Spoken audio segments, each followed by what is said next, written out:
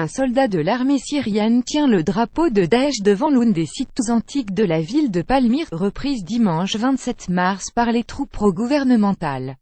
AFP Photo STR, AFP L'Afrique du Nord est menacée par le retour de combattants étrangers, après les défaites de Daesh en Irak et en Syrie, a prévenu mercredi le ministre algérien des Affaires étrangères, Abdelkader Messael.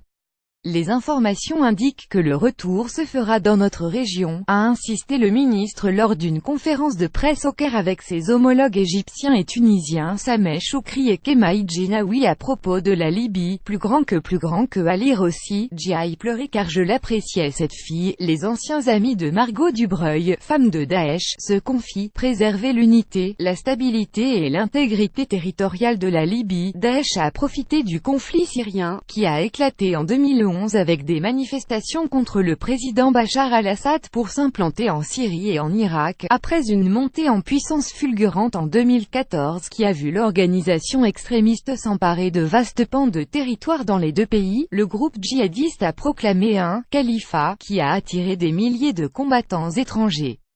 Plus grand que à lire aussi, le régime de Bachar el-Assad encercle la dernière ville aux mains de Daesh, mais le groupe a ensuite multiplié les revers et ne contrôle plus que quelques poches de territoire à la frontière irako-syrienne. Face au risque du retour des combattants étrangers, la priorité est de préserver l'unité, la stabilité et l'intégrité territoriale de la Libye, de maintenir le dialogue et l'accord politique libyen comme seule base pour régler la crise, a affirmé le ministère égyptien des Affaires étrangères dans un communiqué.